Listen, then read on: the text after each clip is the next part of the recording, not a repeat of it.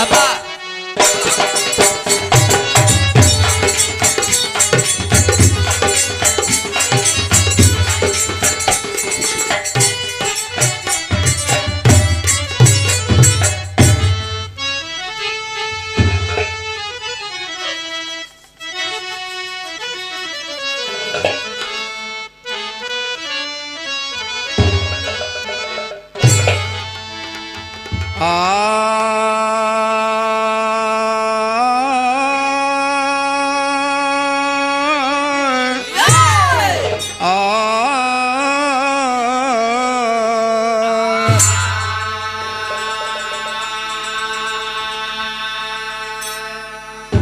बंदो गुरु के चरण कमल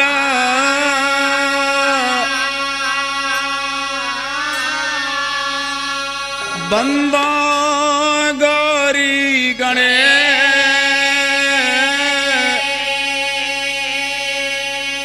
बन दो पुण्य शंकर सुमन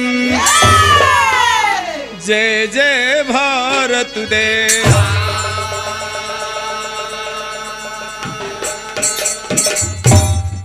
प्रिय श्रोता बंधुओं, मैं छबिलाल पाल एंड पार्टी बनगांव भीटी अंबेडकर नगर भोजपुरी एवं अवधी लोक गायक अपने परम पूज्य गुरुदेव श्री माधोराम यादव की चरणों में नमन बंदन करता हूं, जो श्यामचरित मानस के महाकाव्य के रचनाकार हैं। गुरु जी के द्वारा रचित सीता सुगना संवाद अवधी बिरहा आपके बीच ऑडियो इंजीनियर श्री रईस जी पैसन स्टूडियो सिकंदरपुर अंबेडकर नगर के सौजन्य से आप सभी के बीच पहुंचाने की कोशिश कर रहा हूं। अपना समझ के अवश्य आशीर्वाद देंगे। मेरा मोबाइल नंबर 9554103390। धन्यवाद।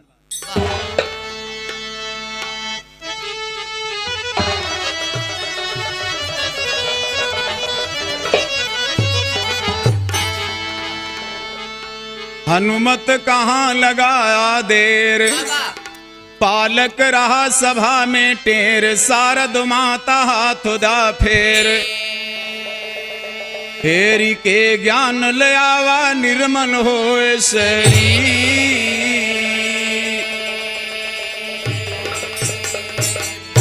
निर्मल होए शरीर, शारदा करा ज्ञान बोछार सुना, अड़की नैया भंवर में मैया खिए लगावा पार सुना, शक्ति दिया लेखनी में माता करा ज्ञान तैयार सुना, माधोराम के चेला गाँव सभा बीच ललकार सुना।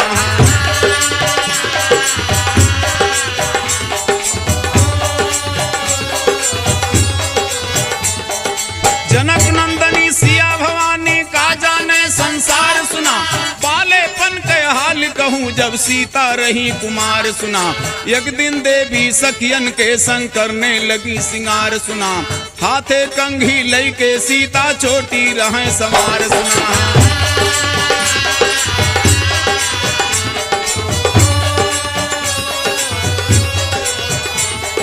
रचे मेहनिया दोनों हाथे गले नौ लखा हार सुना, सखियन के संग राजकुमारी चली बाग की वार सुना, पहुंची फुलवारी में सीता घूम के करें बहार सुना, तोड़े लागी फूल जानकी गुथने तैया हार सुना।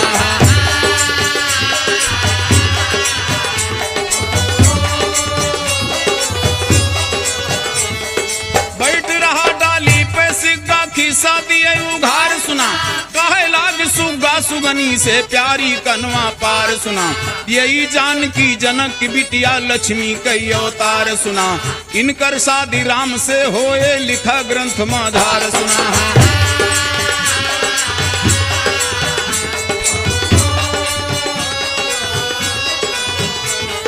रामचंद्र दशरथ के लड़का अवध के राजकुमार सुना, धनुहा तोड़ यही ले जई है सच्ची बात हमार सुना। ए भैया, एक दिन सीता फुलवारी में सहेलियों के साथ घूमत रहे, एक सुग्गा एक सुगनी डाल पर बैठ के सुगनवा अपने सुगनिया से सीता के ब्याहे के समाचार बतावत बा, और जब सीता सुनी तो वनाती हैं। कुल बात सुनने के बाद देखा सुगनवा को बड़े प्रेम से बुलावत ही। कैसे भैया? कि सुन के सुगा के कहानी हरे व्याकुल हो गई सिया भवानी बोली तब सुगना से बानी सुना चितलाई के बोली तब सुगना से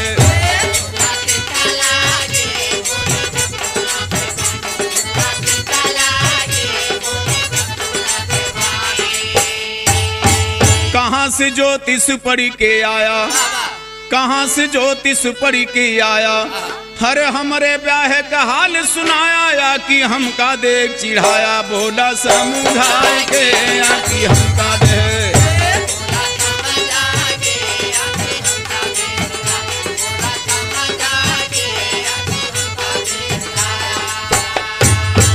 सुग्गा कहे सुना महारानी सीता कहीं बतावाई हम दे के चिढ़ावत हा कि सही बतावत हा। सुग्गा कहे सुना महारानी अरे एक दिन पिए गए न हम पानी बेदवा पढ़त रहे मुनज्ञानी कमरी बिछाई के बेदवा पढ़त रहे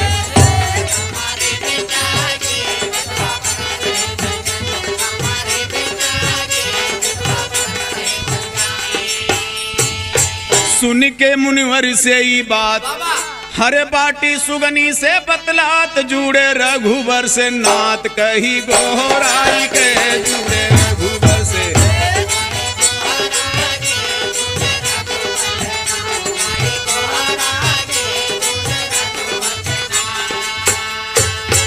बोली सिया भवानी हंस के हरे बतिया गई हिया में धंस के नीचे आवा तनी उतर के ले बतिया के नीचे आवा तनी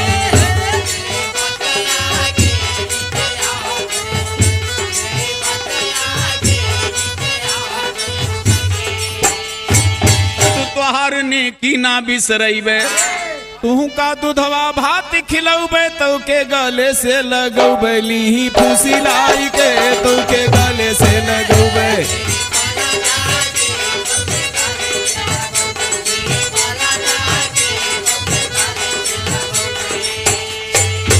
सुगना सिया की लग जब आए अरे फौरन पिजड़ा ली मगाए दी कैद करवाए सिया फुसिलाई के दी कैद कर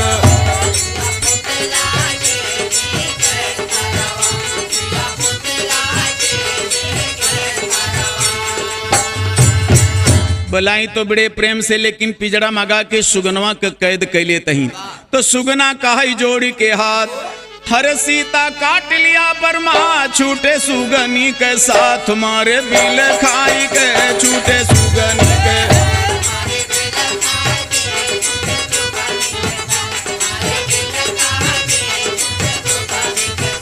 मारे बिल खाई के छूटे सुगनी के साथ मारे बिल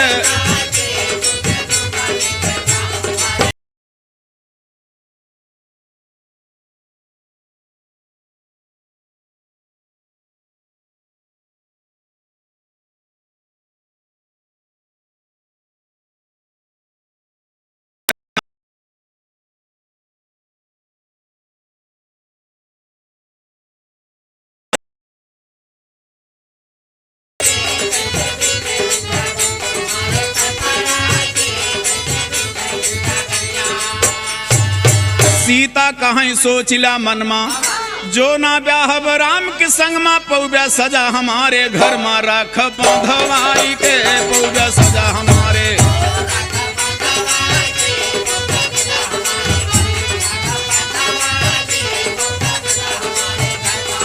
तो जही दिन ब्याह हमारा हो जाए अरे मुक्ति वही दिना मिल जाए सुगनाया सुधर गाए सुनाया कुलाई के सुगनाया सुधर गाए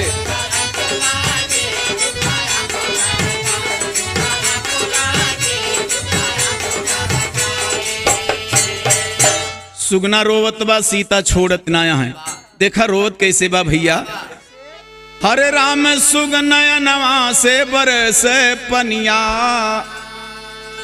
बैठा पिजड़ा अंदर रोवेला सुगा नवा नया नवा से बरसे पनिया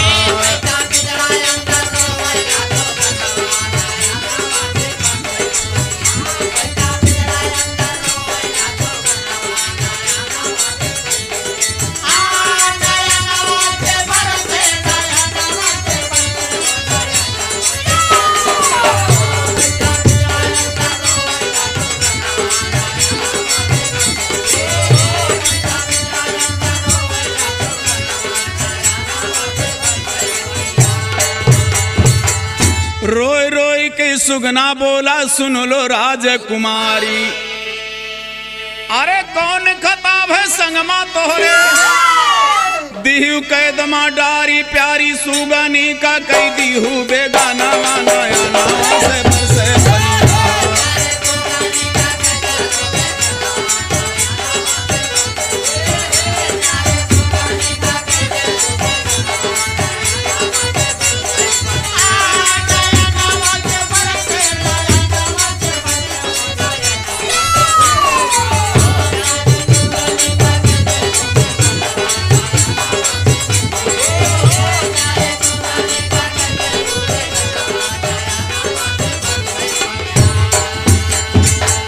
ख्याल किहू ना जनक नंदनी चलियो है पिजड़ा लई के, अरे लखई सुगनवा सुगी का तो रोवे रुदनवा कई के रही के साथ उम्र भई बिछड़े बिया बनावा नया नावा से बरसे बनिया।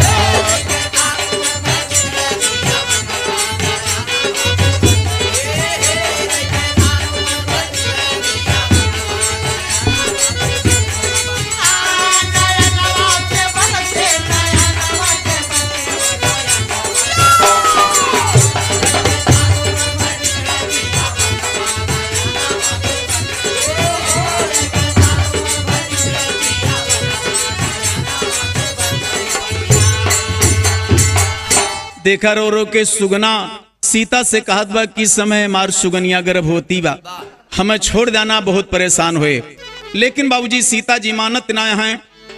सुगना कहे सिया से ना सुनत यह दुखिया के तेर, अरे उनके घर अंधेर नाइना, अरे भले हुए कुछ देर फेर माँ पर के भगबू पपुआ के कराना नया नावा से बरसे पनिया।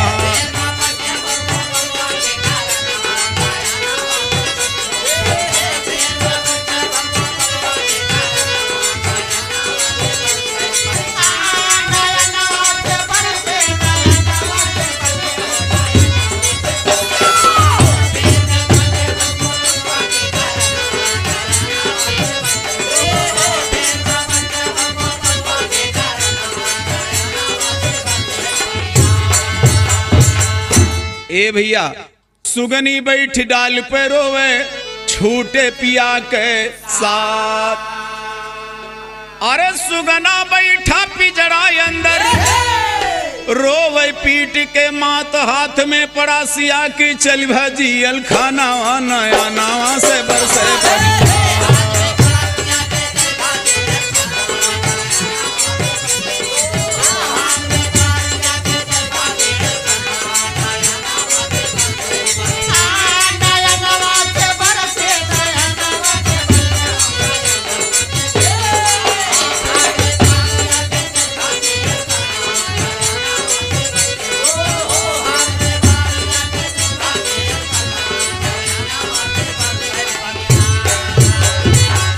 चला जेल को सुगना अभी आगे के जरा बयान सुना, गुरुवर माधो राम के चेला दंगल में अड़ियान सुना।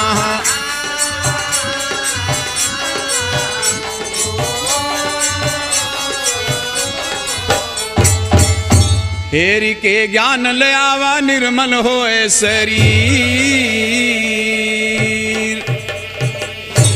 सीता सुगना के लेके घरे चली आई बाबूजी, छोड़त नाया है सुगनवा राम का रास्ता देखत बा। रास्ता देखत देखत धीरे धीरे समय काफी बीत गया, सीता शादी के जोग हो गई। अब देखा राजा जनक जी सीता के स्वयंवर रचावत है, और हुआ क्या कि सीता आई सुगा को लई के, होनी सदा रही है होई के, सुगना हारी गवा है कही के, सही के बड़ी मुसीबत लखत राम के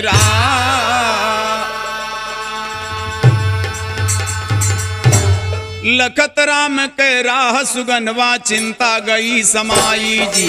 राजा जनक प्रतिज्ञा ठाने धनुहा देह धराई जी, जे धनुहा शंकर के तोड़े सिया भी यही ले जाई जी।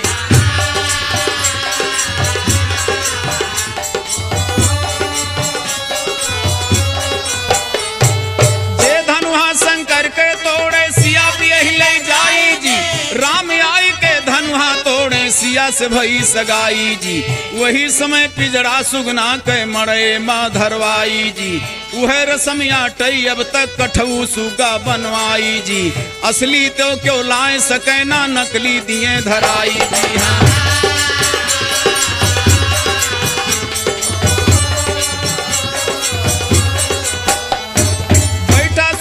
पिजड़ा अंदर मन ही मन मुस्काई जी। आज कैद से छुट्टी पौबे पूर्व भई कहनाई जी। होई के ब्याह तो सिया भवानी पिजड़ा को मगवाई जी। कहाँ जान की जवन कहा तू अगवे पड़ा दिखाई जी।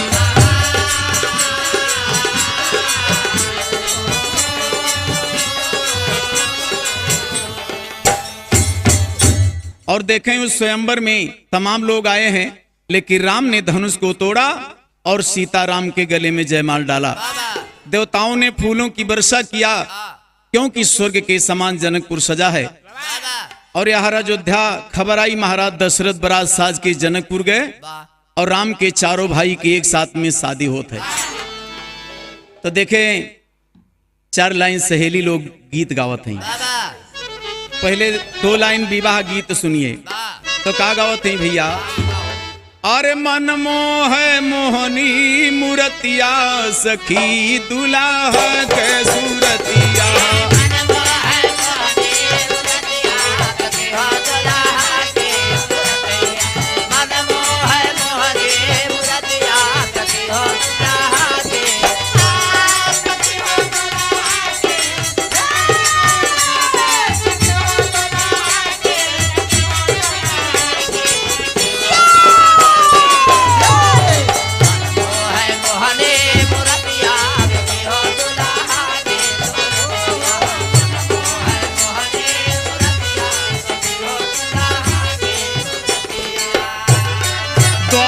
के चारे पलहरे या चरवा द्वारे के।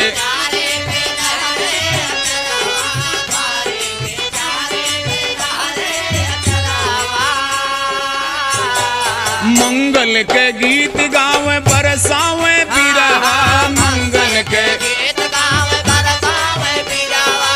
मंगल के गीत गावे बरसावे बिरवा। अरे स्वागत में साजी के रतिया सखी दुल्हा के सूरतिया।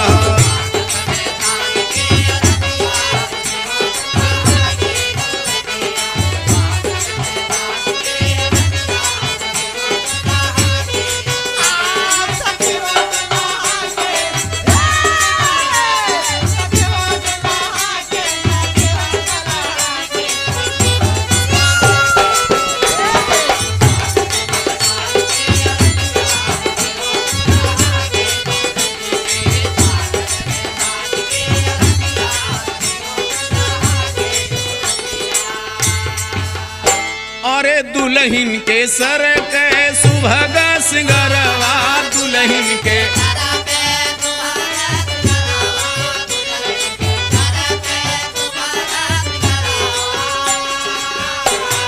सुंदर सेहरवा में चमके चेहरवा। सुंदर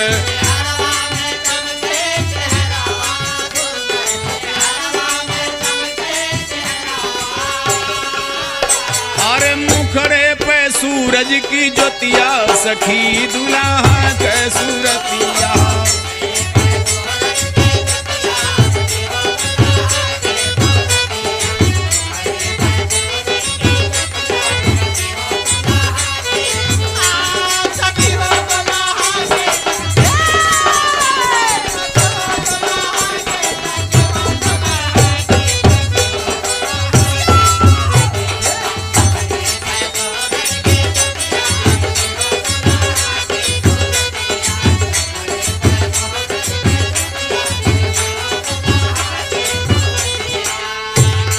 समधी मगन है मगन साहेबाला। समधी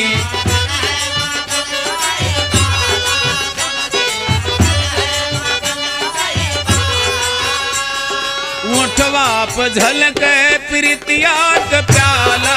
ओठवा पे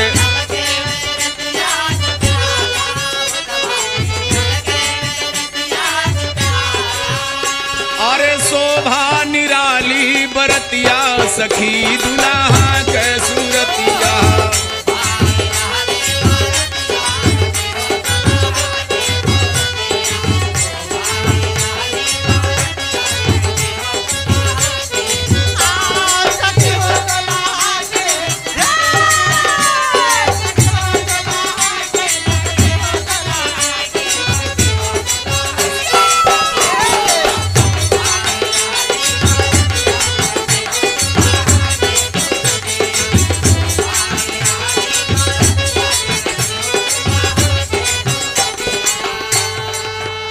हरे दुल्हन सिया दुल्हा बने राघो दुल्हन।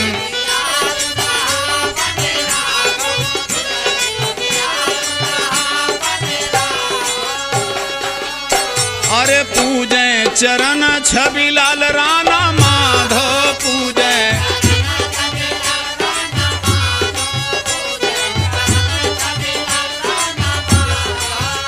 अरे त्रिलोकी हरि की संगतिया सखी दुल्हा के सूरतिया।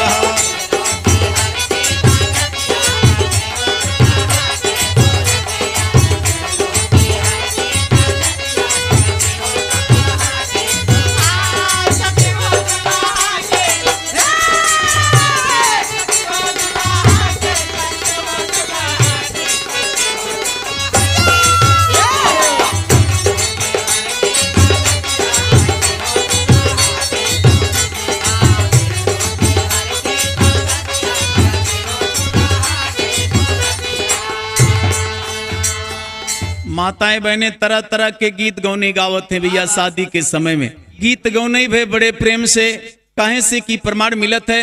राम के ब्याहे से परंपरा आए, क्योंकि राम के ब्याहे में पिजड़ा समेत सुगना असली रखा गवा रहा।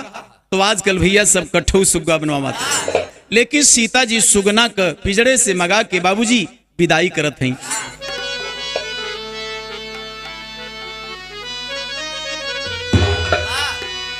हाय होई गए सीता के सगाई, होई गए सीता के सगाई।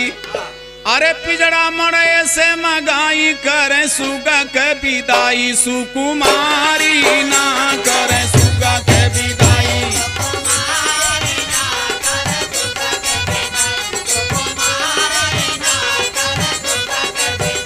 सुकुमारी ना करे सुगा के विदाई।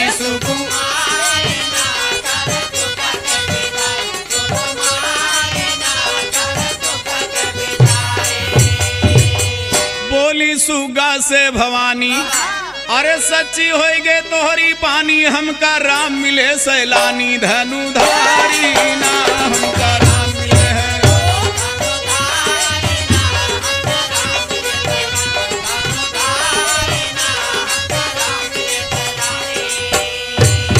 रहीगा मुनिवर के मर्याद। अरे तू का करत यही आजाद सुगी तुहे करत बा याद करा तैयारी ना। सुगी तुहे करत बा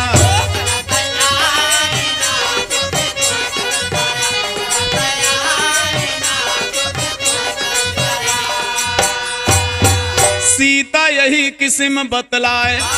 अरे सुगा का भोजन कराए। बहरी आई दी खोल के केवारी ना।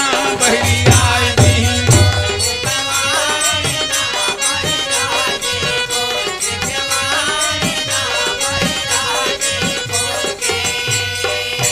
सुगा चला है जनक नगर से।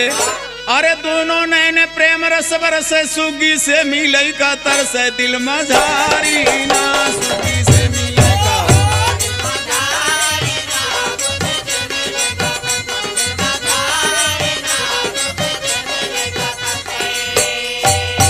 सुगना की हिस्न तनिको देर। अरे पहुंचा जहां रहा बसेर। रहा सुगनी का हेर चारों वारी ना। रहा सुगनी का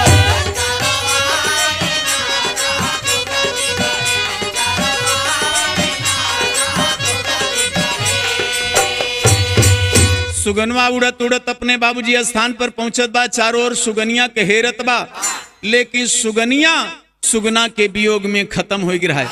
तो चिड़िए सब मिल के बतलाई। अरे सुगी बहुत तकलीफ उठाई, तड़प तड़प के जिया गवाई, बन मझारी ना तड़प तड़प के जिया।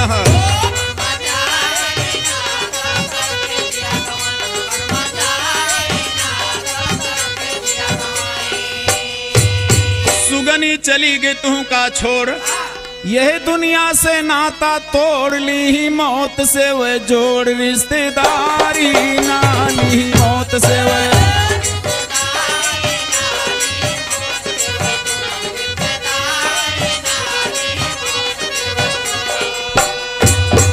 सुगना जब सुनत बा, चिड़िए लोग मिल के बताई कि सुगनिया तो तोहरे वियोग में कहिए खत्म हो गए।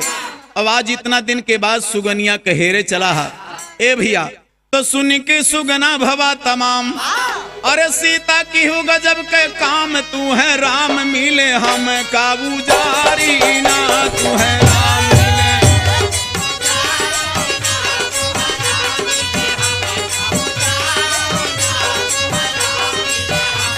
पुजारी ना तू है राम मिले हमें काबू।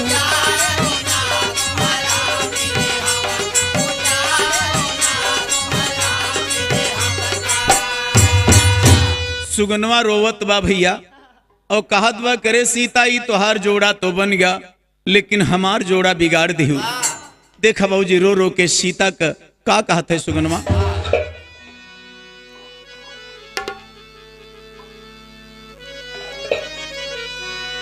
करनवा हर भैले सुगनवा ना,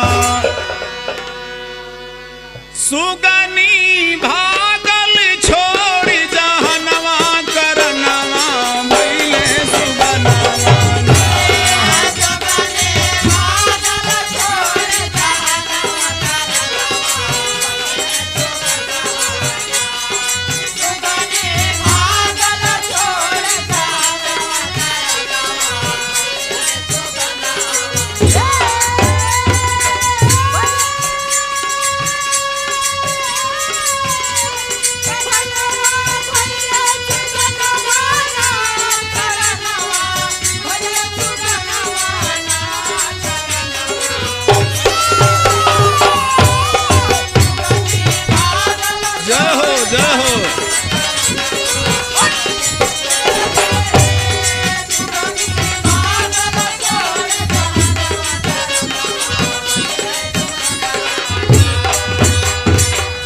मात पकड़ी के सुगारो वे काह करी करतार हो रामा।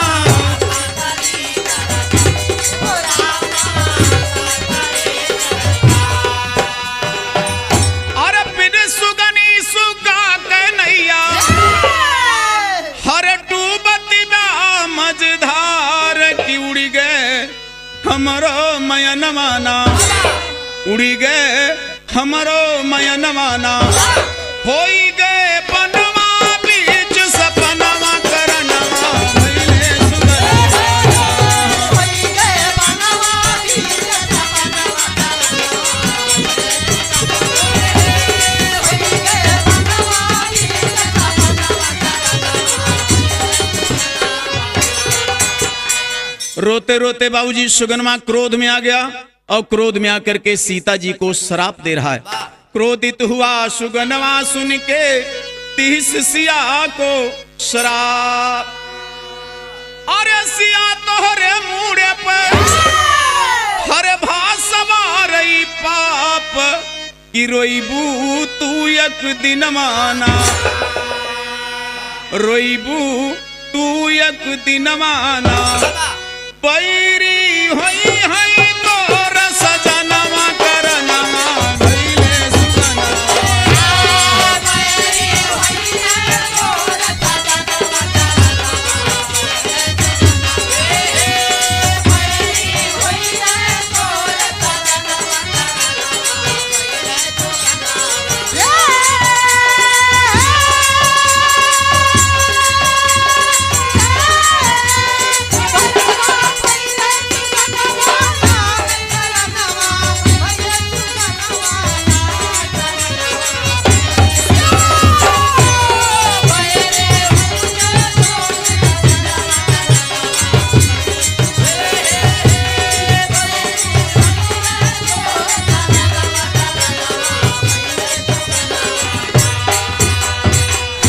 एक बात और बतावत बा भैया कि जैसे गर्भ रहा सुगनी के हमें दिहू बिल गाय हो रामा।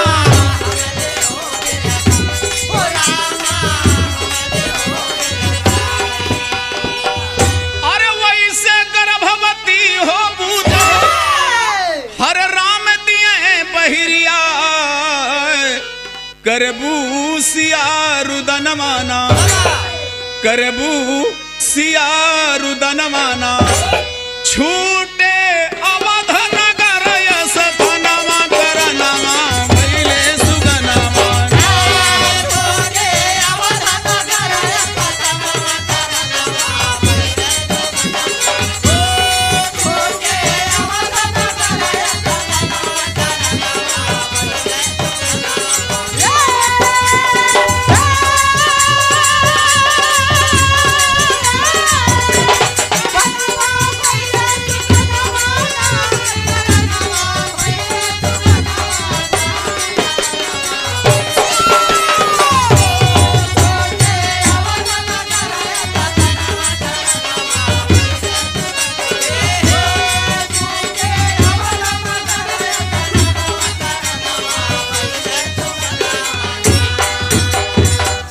सुगना श्राप दे दिया कि जो ने स्थिति में हमार सुगनिया के साथ छूटा वही स्थिति जब आपको हो जाए तो राम आपको त्याग देंगे, अयोध्या छूट जाएगी।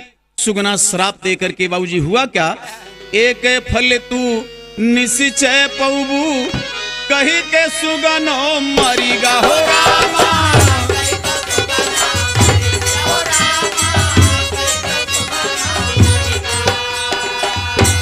सीता को श्राप दे के सुगनवा भी अपना प्राण त्याग दिया। एक फल तू निश्चय पौबू कही के सुगनो मरीगा। अरे माधोरा में कहीं की सोचा अरे जमन सुगनवा कहीगा कि आगे सुना बयनवाना विधि के जैसे रचा रचनवा करनवा भइले सुगनवा।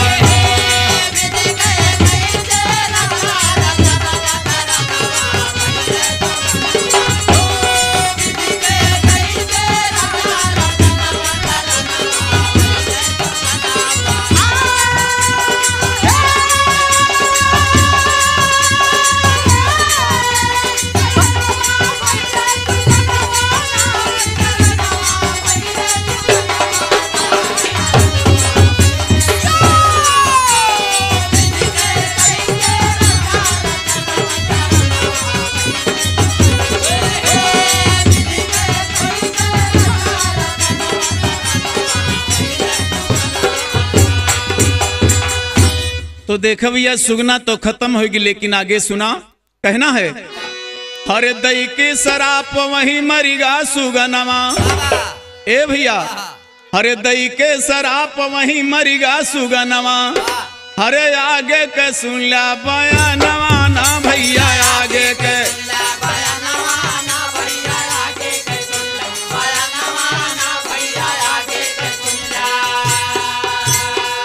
अरे उहे सुगा सुगनी आय अवध माहे जन्मे। उहे सुगा सुगनी जाके अयोध्या में फिर अवतार लेता है। अरे उहे सुगा सुगनी आय अवध माहे जन्मे। हरे जब पाए दूसर जन्मवाना राम जब पाए दूसर।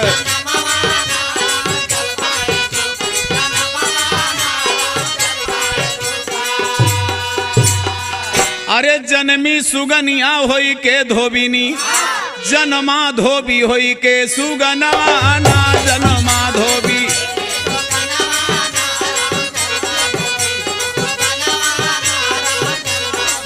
होए सुगनवाना बबुआ जन्मा धोबी होए सुगनवा।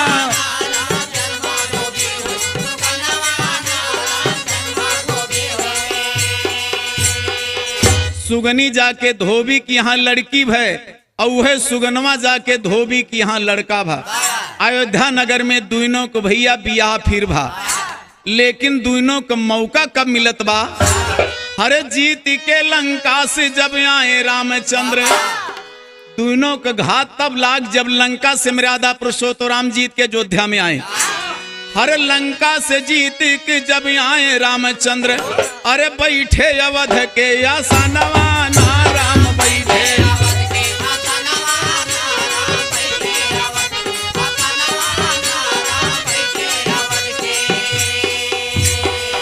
हरे राम भय राजा सिया भई रानी, राम भय राजा सिया भई रानी, अरे फिर गई दुहाई जहानवा ना राम फिर गए दुहाई।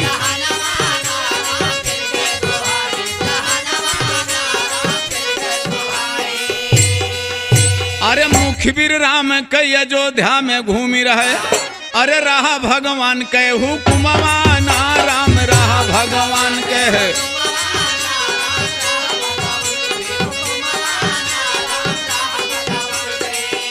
अरे जतनी खबरिया नगरिया में होए सब बतावे भगवान के समनवा ना सब बतावे।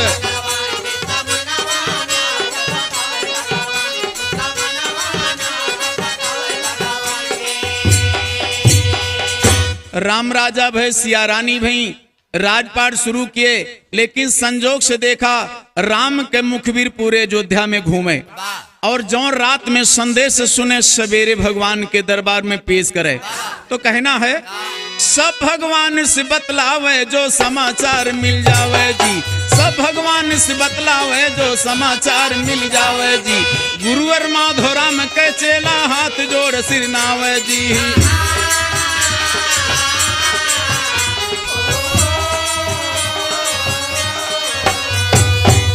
सही के बड़ी मुसीबत लखत राम करा,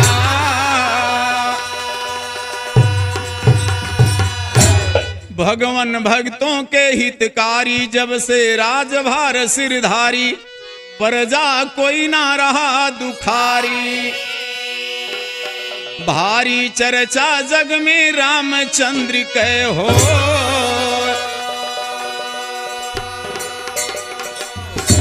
भारी चर्चा राम को होवे सब आनंद मनाई रहे।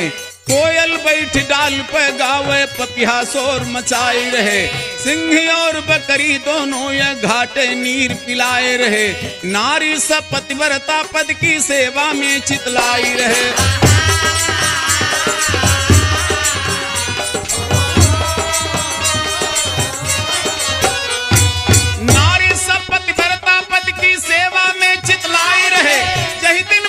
सिंहासन पे राम हुकुम फरमाए रहे।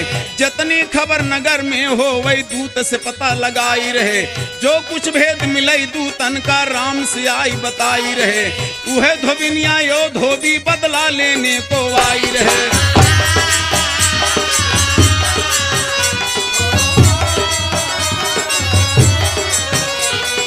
उहे धोबिनिया धोबी बदला लेने को आई रहे। एक दिन घूमे निकली धोबिनी आधी रात निगचाई रहे। अरे मुगरा लई के धोबिया बैठा क्रोध कपारे। राम के मुखबिर पूरे अयोध्या में घूमत बा। संजोग से एक दिन धोबइन जजमानी में चली गई, लेकिन लौटे में देर हो गई। लौटे में भैया आधी रात के समय हो गए। अब धोबी बेचारा बैठ के दुआरे आशा लखत बा, लेकिन बड़े गुस्सा में होत बा। अरे तो ऋषि का परवा पे चढ़ी धोबी बैठा बा दुअरवा। ऋषि का परवा पे चढ़ी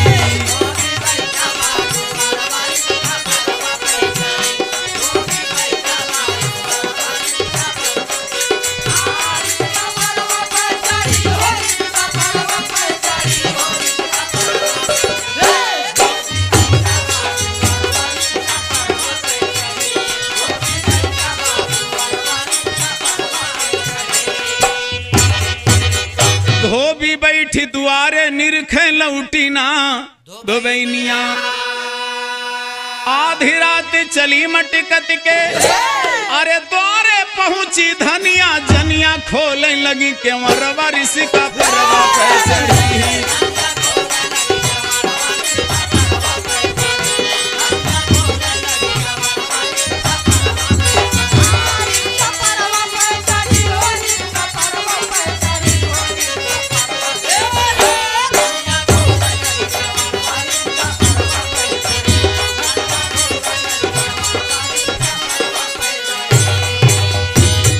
आधी रात के समय में जजमानी से डरा डरा दुआरे पहुंची और जैसे केवाड़ा खटखटाई पड़ी आवाज कान धोबी के कहीं तड़प के ठहरा। आधी रात कहां से आयु अरे हमें बतावा बेवरा दवरा लई के मूंग धरवा ऋषि का परवा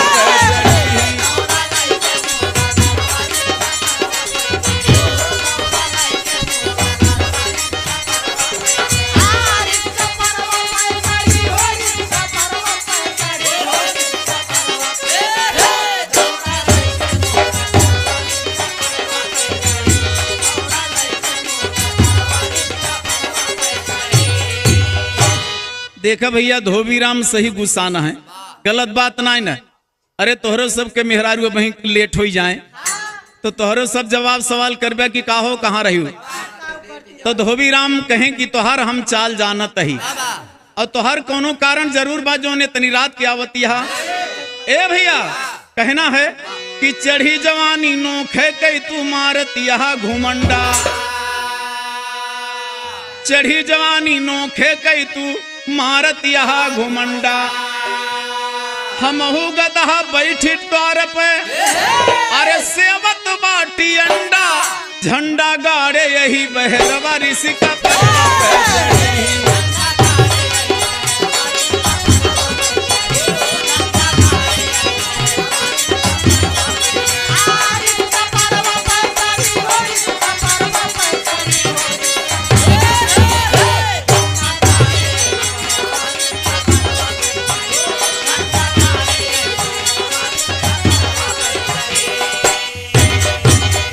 जानत यही तोहार चाल जस खेल रहू खेलवरवा।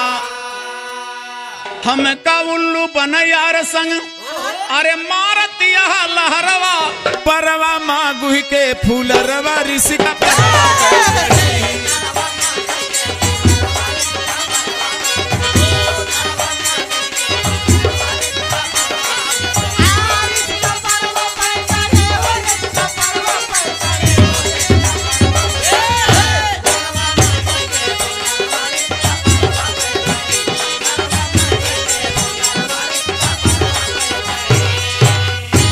ए भैया इतना गुस्सा में पड़ गया कि बर्दाश्त न कर सका। आधी रात के समय बाद टोला मोहल्ला के लोग सोवत हैं और मुगरा से धोबिन के शुरू कर दी और धोबिन को मार के बाबूजी बड़े गुस्सा में बाद धोबी और देखा फिर राम का ताना मारत है। और कैसे ताना मारत है भैया लड़का धुन में। धोबी जरी के भवा तमाम कहे सुना हम मेहनरा मर्द न होई कि धोबी जरी के भवा तमाम।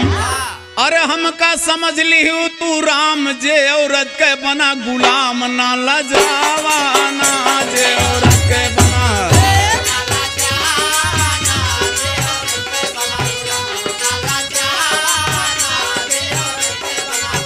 ना लजावा ना जे औरत के बना गुलाम ना।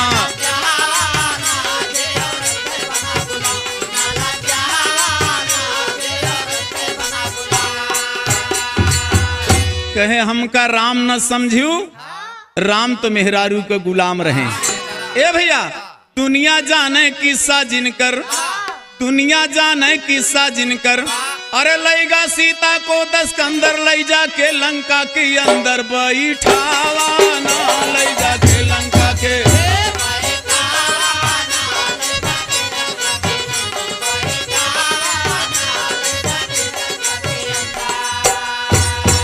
कहे दुनिया जानत बा कि रावण सीता को लई रहा लंका में बैठाए रहा, लेकिन हम राम न होई जो लाई के फिर सीता के राखे। ए भैया रखे लाई के राम दोबारा। अरे असना समझियो हमें गंवारा, ऐसन धोबिन को फटकारा बहरिया वाना ऐसन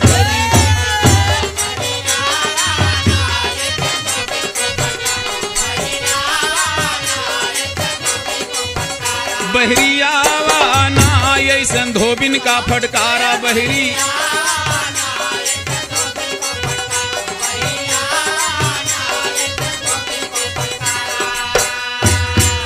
मार के बाबूजी घसीट के अपने घर से निकाल दी। कहीं इसकी जिंदगी में फिर हमारे घरे कब होने आयु, निकल जा। धोबिन के बाबूजी मार पीट के रात में धोबी अपने जब घर से निकाल दिया तो संजोग देखा वह जगह भगवान के मुखबिर खड़ा रहा। भगवान के मुखबिर खड़ा रहा। धोबी के बाद बाबूजी मुखबिर सुनत है। ए भैया मुखबिर खड़ा रहा वह ठैया, अरे सुन के धोबी के बकहिया थर थर कांपे लागी दहिया, घबरावा ना थर थर कांपे लागी।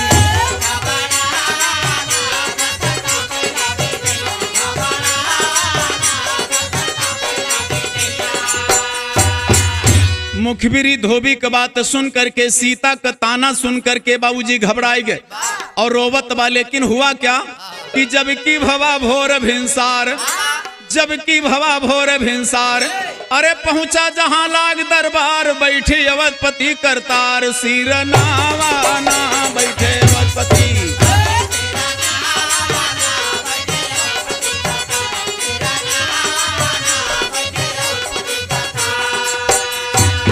मुखबिर रोवई छोड़ भोकार, अरे मुंह से फूटे ना बकार, उठ सिंहासन से सरकार, समझावा ना उठ सिंहासन से करतार।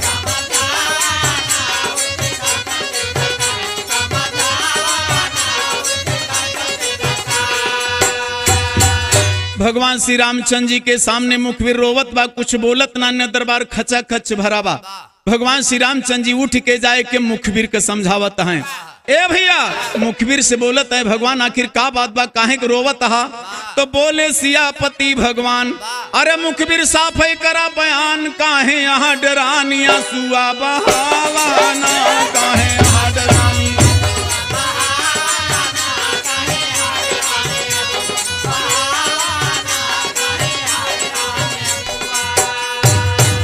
आखिर मुखबिर का बात है, काहे रोवता, साफ सब बतावा ना। मुखबिर से भगवान श्री रामचंद्र जी सिंहासन से उठ के और ओका बेचारे के पकड़ के पूछत हैं। तो मुखबिर कहा है, सुना सरकार, अरे पहुंचन हम धोबी के द्वार, बोला धोबिन का फटकार, गरियावाना बोला धोबी का फटकार।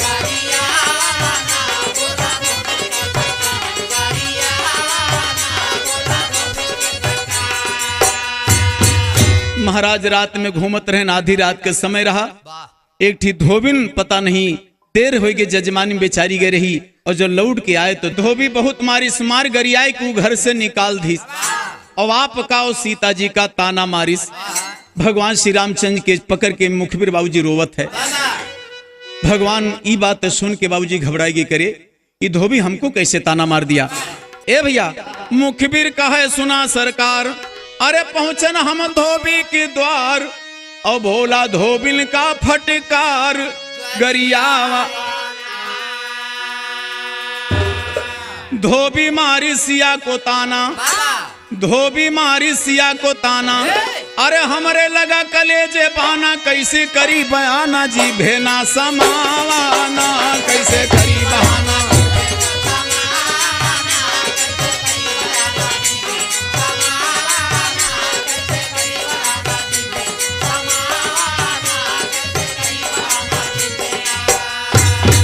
तो पाजी कहत रहा यस बढ़कर, अरे हरि लेगा सीता का 10 कंधर लाए, दोबारा रखे रघुवर सत भूलावा ना, लाए दोबारा रखे।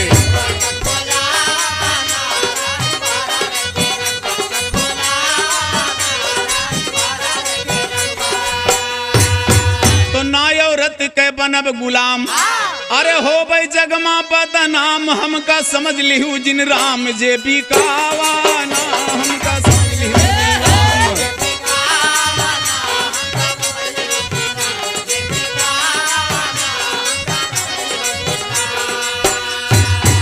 तो सुन करके मुखबिर की बतिया, अरे हो गए लाल राम की अखिया सूखी, भगवान के हालतिया दिल दुखावा ना, सूखी भगवान की हालतिया।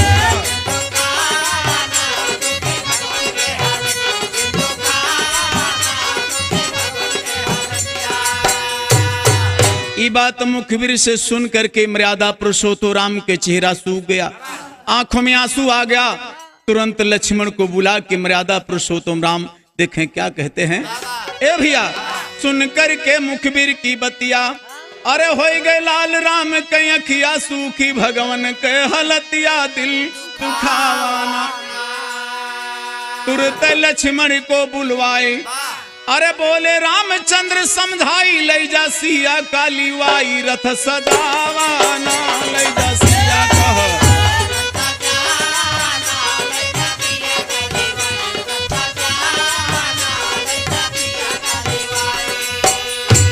तो लक्ष्मण जंगल बीचे जाए, अरे सिया का दिया भुलाए लखन जी गए सुखाए घबरावाना। लखन जी गए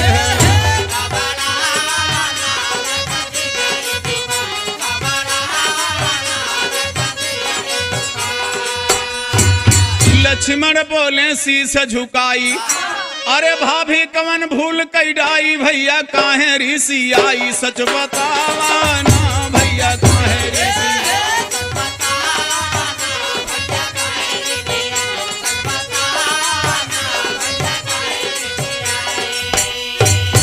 तो भगवान बोले हुकुम हमार, अरे सिया के भेजा पिपिन मझार कारण पूछा ना बेकार जल्दी जावाना। कारण पूछा ना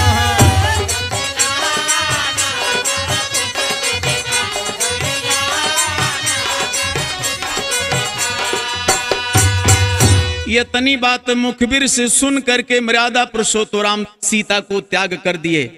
कहना है कि कारण पूछा ना बेकार जल्दी जावाना। कारण पूछा ना बेकार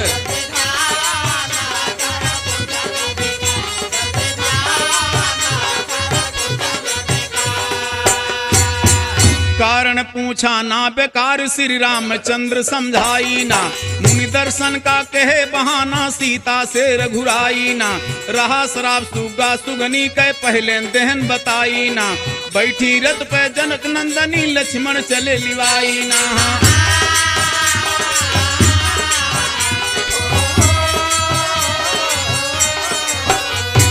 बैठी रथ पे जनक नंदनी लक्ष्मण चले लिवाई ना। पहुंचे पिया पान जंगल में सिया कहाँ बिल खाई ना। पानी हमें पिलावा देवर गई हल सुखाई ना। लक्ष्मण गए नीर भरने तो सिया गई यौहाई ना। आए कि लक्ष्मण जी देखें तो सो सिया को पाई ना।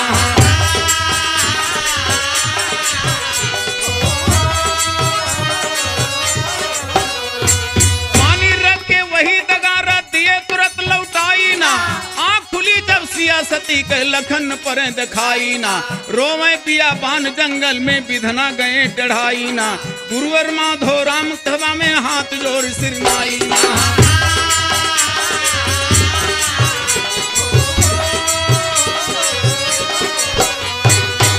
भारी चर्चा जग में रामचंद्र के। सीता माता के लेके लक्ष्मण जी जंगल में पहुंचे। सीता जी के बड़ी जोर प्यास लगी।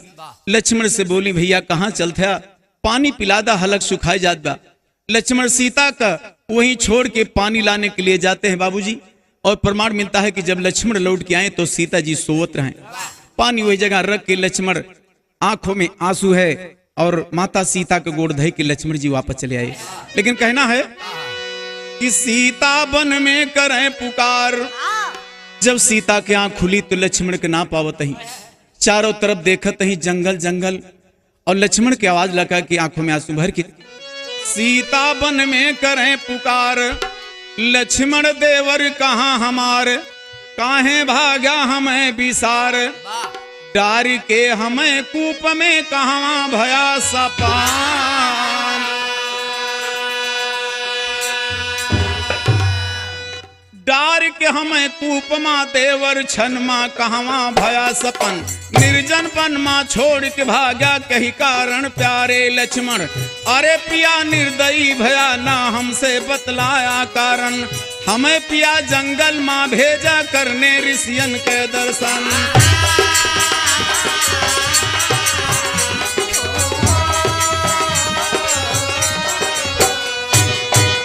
हमें पिया जंगल माँ भेजा करने ऋषियन के दर्शन। कमन भूल हो गए सेवा में त्याग दिया प्यारे साजन। सीता जी बाबूजी रोवत ही और राम के पुकारत हैं कि रे प्रभु ये हमसे कौन गलती हुई गे कि जौन हमें जंगल में लक्ष्मण के द्वारा छुड़वा दिया। तो देखे बाबूजी रोवत हैं और का कहते हैं, सिया बिलखे नयन भरी बारी सजनावा भूला हमें।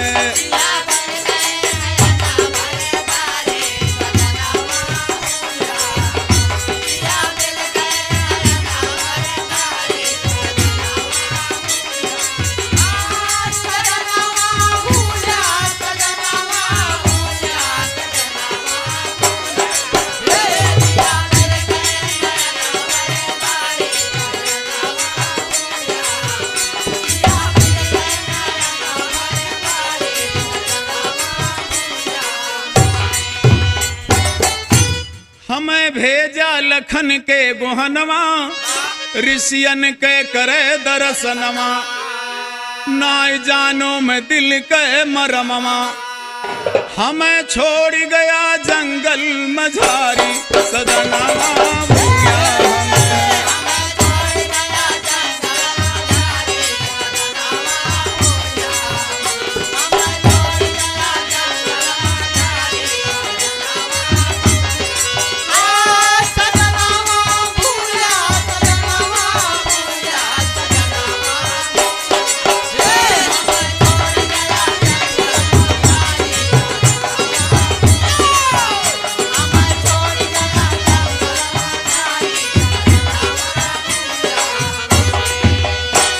पिया होइगा कवनिय से कसुरवा, हमें भेज दिया काल के हजुरवा।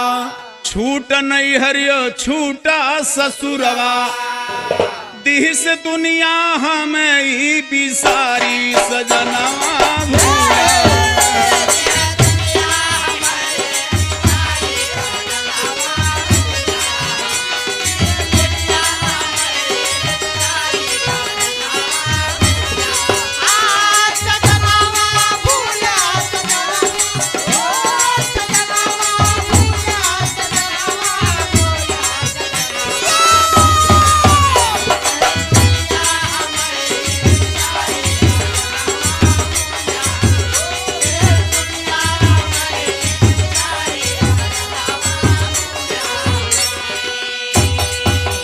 सिया रोवा थे कई के रुदनवा, भय दुनो नयनवा सवनवा।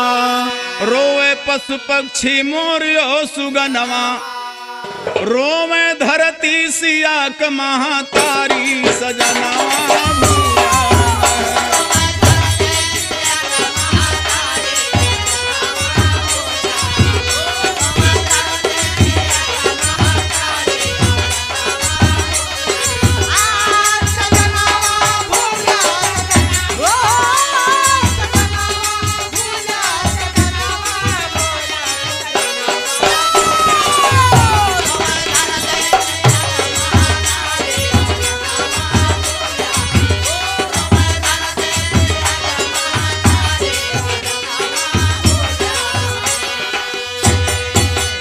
ए भैया देवता पूजा थ जे के चरणवा, कौन सीता पड़ी बीचे बनवा। राम जब यह विधि के लिखनवा, भई व्याकुल सिया सुकुमारी सजनवा भूला हमें।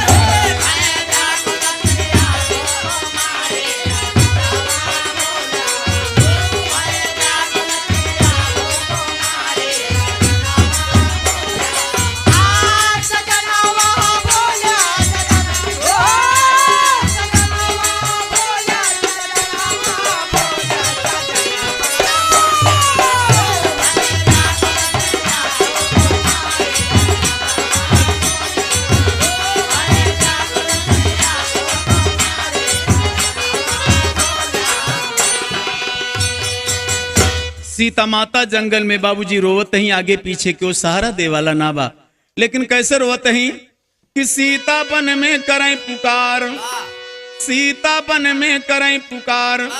अरे हम का त्यागे प्राण आधार, बिरथा पत बिना हमार जिंदगानी ना, बिरथा पत बिना।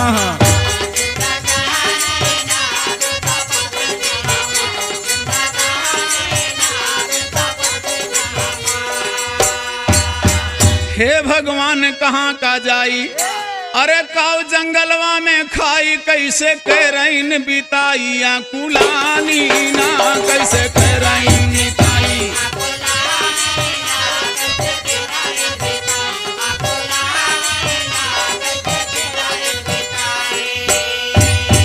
क्यों ना बन में यहाँ लखात, अरे चौमुख शेर यहाँ ठहनात, पड़ी बन में बिलखात महारानी ना, पड़ी बन में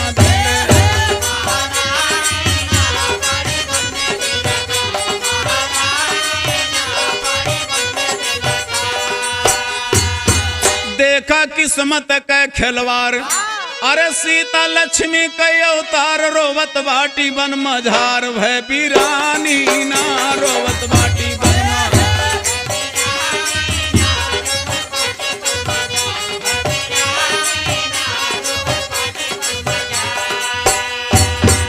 ए भैया।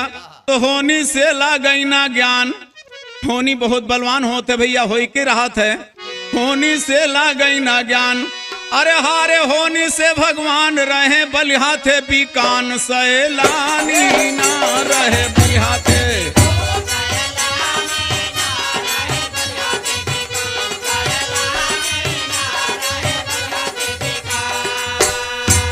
तो होनी चली यह अगुआए, अरे सीता का ना पर सुझाई दे हैं राम बिसराए, सब कहानी ना दे हैं राम बिसराए।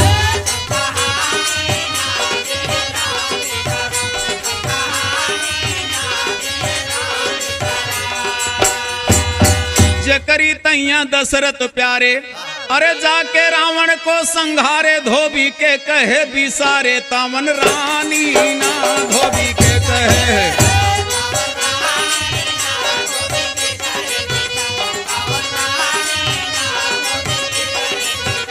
तावन रानी ना धोबी के कहे बिसारे, तावन।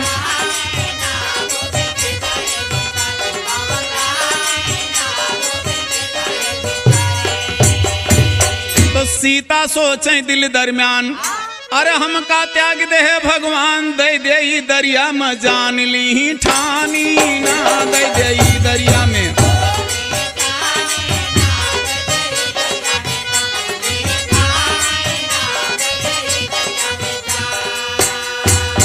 सीता होई गई हताश, अरे छोड़ दी जीवन के आस, गई दरिया के पास, जब भवानी ना गई दरिया के।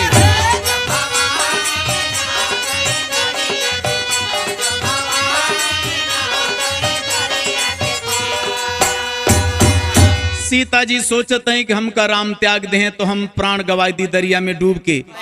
दरिया में डूबे माता सीता जाते हैं, इतने में पीछे से हुआ क्या कि पीछे वाल्मीकि गयाई, पीछे वाल्मीकि गयाई, अरे दौड़े सीता को गोहराई, गए पास निकचाई, मुनि ज्ञानी ना गए पास निक।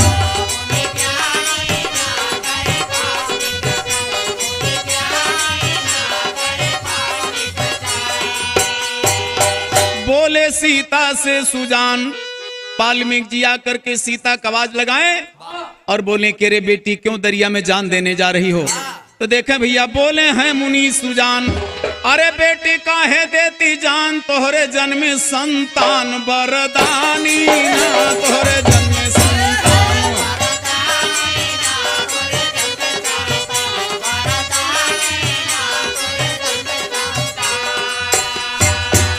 अरे बेटी क्यों जान देने जा रही हो। वाल्मीकि जी सीता को पकड़ के बचा लिए। बाबूजी कहना है सीता सगरी हाल बतावे, अरे मुन के चरणों में चितलावे, अब बतावे लागी राम के कहानी ना, अब बतावे लागी।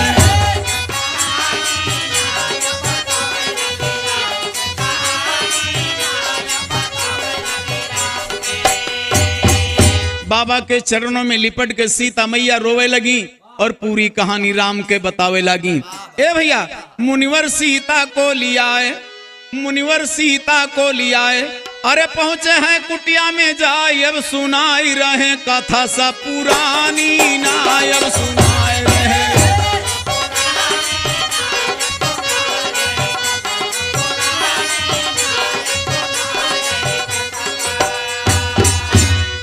वाल्मीकि जी सीता मैया को अपनी कुटिया में ले जा करके पूरी कथा सुनाए।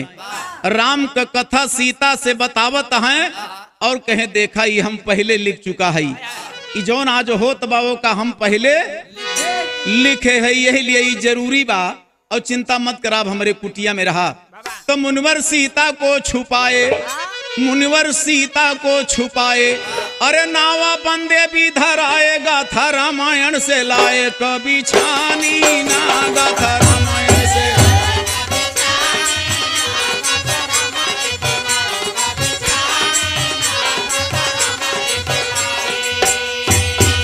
ए भैया सीता सुख से समय बितावे, अब उनके कुटिया में सीता माता रहे लगी, उन्हीं बाबा वाल्मीकि का सेवा करे लगी।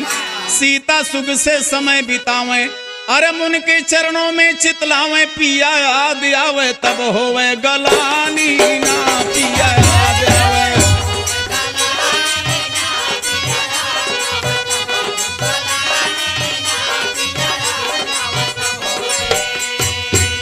दिल में हुए गलानी जब जब याद राम की आती है, धीरे धीरे कुछ दिन बीता समय घड़ी निचाती है, समय घड़ी निचाती भैया आगे के दस्तान सुना, वही कुटी माँ सियासती के पैदा भा संतान सुना, जंगल माँ मंगल गाँव सब खुशी भे मुनि सुजान सुना, लई के लड़का गोद में सीता सोचे दिल दरमियान सुना।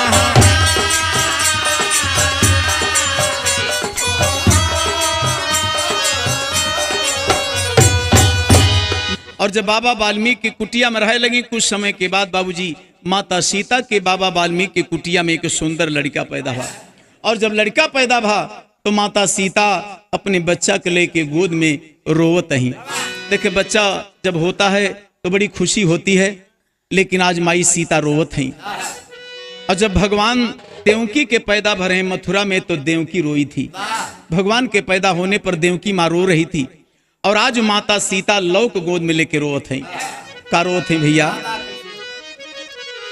अरे ललनवा जबन मान होते हो, आज बाजत अवध में बजनवा, ललनवा जबन मान होते हो।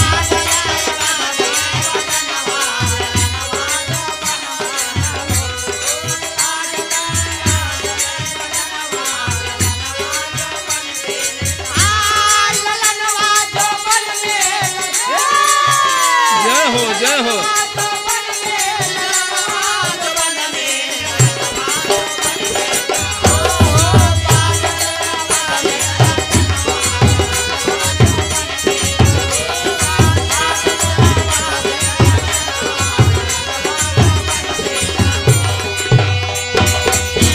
अरे फूलवन से प्रीतम, अरे महलिया सजवते, और तू का उठाए हृदय से लगौते, तू का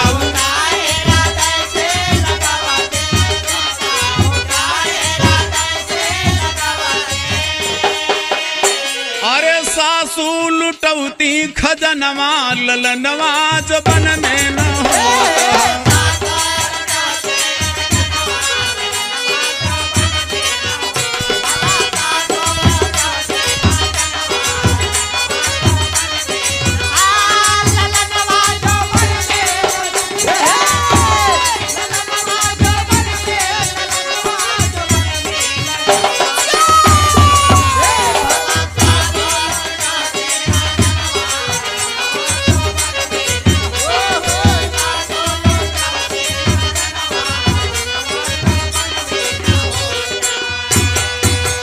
सोचते ही भैया रोवते हैं कि आज अयोध्या में हुई तो कौन बाहर रही, आज जंगल में अपने लड़का का हम कैसे काश कौन सुविधा दी।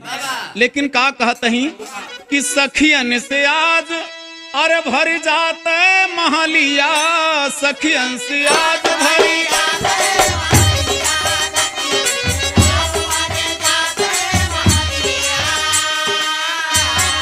घूमी घूमी अंगने में गौती कोयलिया, घूमी घूमी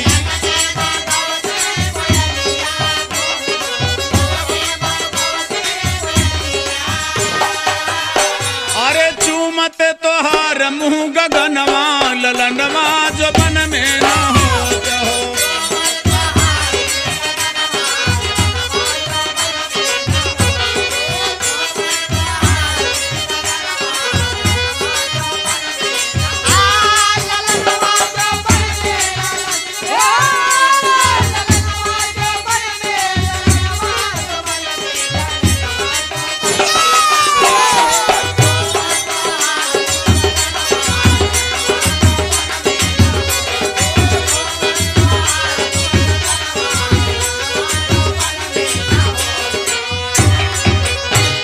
आज दिन अयोध्या में बहुत बड़ी खुशहाली होती, बहुत बड़ा उत्सव राम मनौते हमारे स्वामी जी। लेकिन कहना है कि गोला दगत अरे छूटत छुर छुरिया, अवंगने बीच लाल नचते या जोरिया, अंगने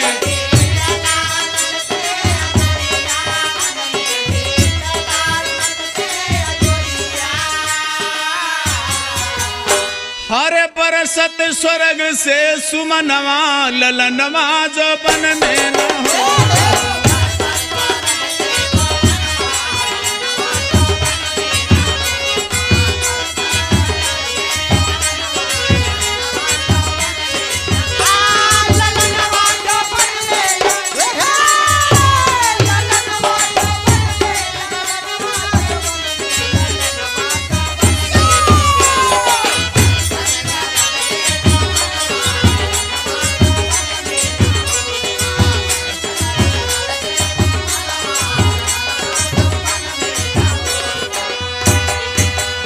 इतने ना भैया का कहते ही कि हो त्यायु राज ताज मथवा पे सोहत, हो त्यायु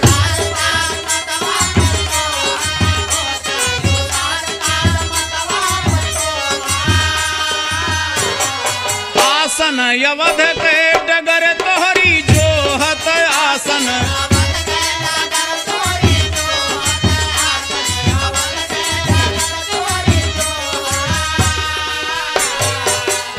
हरे फूलवन कई झूलत्या पलनवा, ललनवा जो बनमाना हो।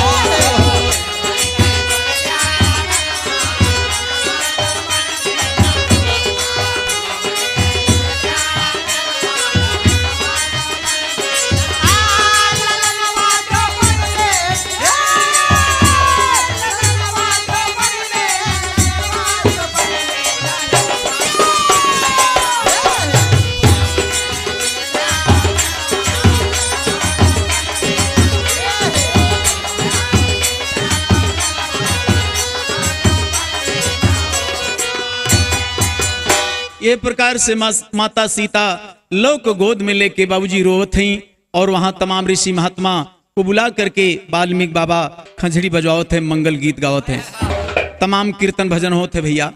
लेकिन कहना बा फूलवन के पलनामा झुलता सीता करे रुदनवा हो, बाहर बाजे खंजड़ी ढोल मजीरा गाँव गनवा हो, माधो राम छान के लिखते आगे सुना बयनवा हो।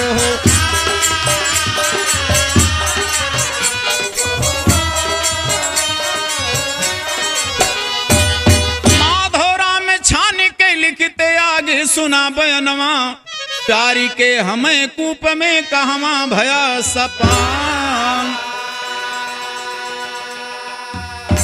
लौके बनमा भायो तार आगे कुश के विस्तार, कैसे मुनि के हैं तैयार, हार ना माने रण में सिया के दो सुमान।